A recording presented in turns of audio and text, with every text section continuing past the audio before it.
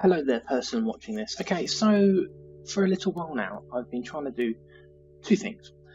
One, find something to use as an excuse to learn a new 3D design software I downloaded, and also produce a piece of furniture that I wanted to use for my lounge.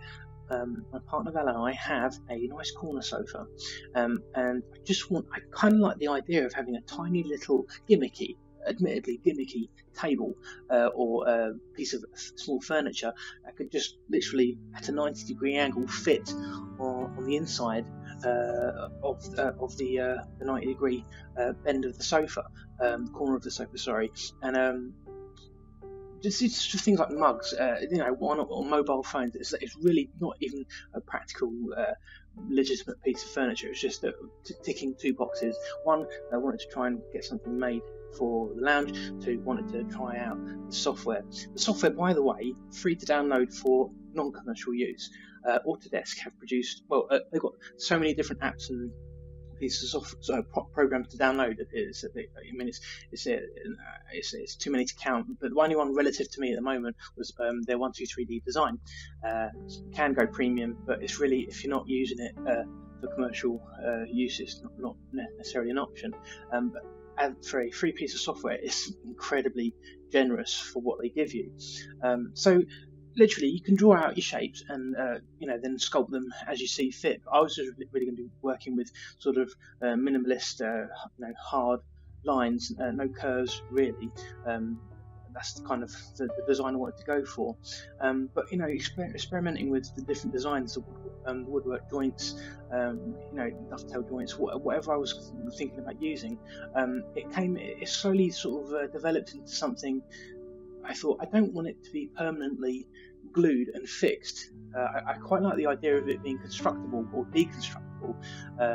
It was just because it was giving me more of a chance to sort of play with the software. But then I thought, if it was actually produced, it would be more of a sort of a game or a fun, again, quirk or gimmick. So the idea is, we have what you see in front of you. This is Autodesk. And these are all the pieces that have been produced. And the idea is, there's no gluing, there's no permanent fixings. It's just, the idea is that through different angles and voids, each piece will sort of click into place like a makeshift three-dimensional jigsaw. And I've color-coded them either white, grey or black. That will make more sense once you see it, when it's all joined together, but it was more kind of there'd be a sort of rule that would become apparent as you were fixing it, that the same colour will not touch. So that would also help you configure it. I mean, this is not Mensa level construction. This is obviously a child, I don't mean that in a patronising way, a child or early learning toddler could do this. So it's not meant to be taxing. Again, piece of fun. This is what you do on a bank holiday weekend when you're me. Plus, I've been playing Batman too much on the old Lego Batman, devastatingly good game. So I needed to do something else. So this is it. If I just zoom into one piece, just to show you. So you've got these three sections here that have voids, and that's basically how they all sort of slot together. That's the base plate piece there. So the idea is that piece, for example, it's 50mm, 2 inches high or deep, depending on your point of view.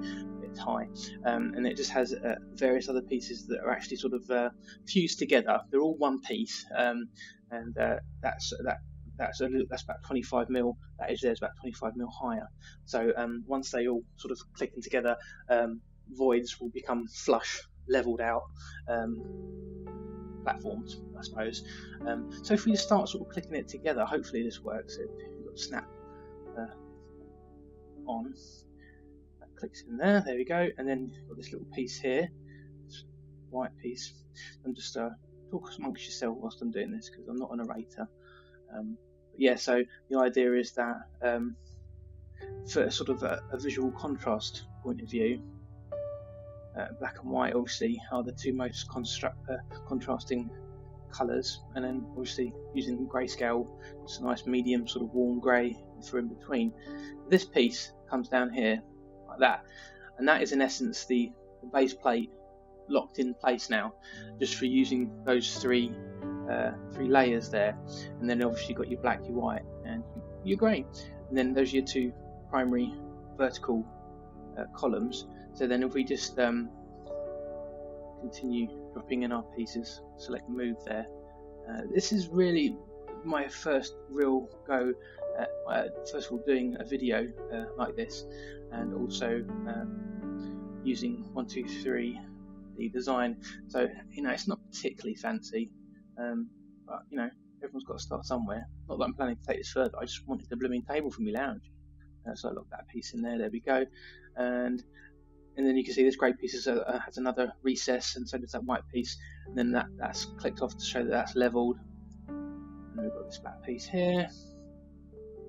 Drop that down, if it lets me. Yeah, so singing, not one of my fortes. And then that's that piece, and then the final grey piece. Click. There you go. So all in all, that's the idea, and the idea that would go literally snug into the corner of the bottom of the corner sofa, settee, whatever you want to call it, and then just for argument's sake, drop down the final piece for environmental context. Zoom in a bit, see where there we go.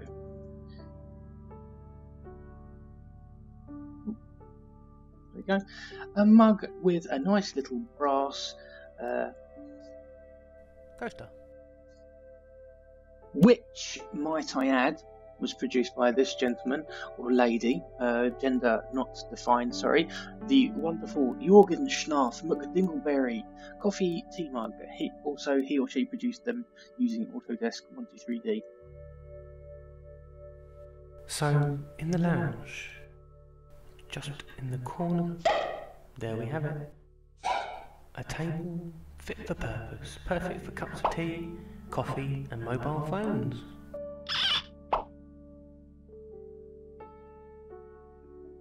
Yeah, so that's basically that.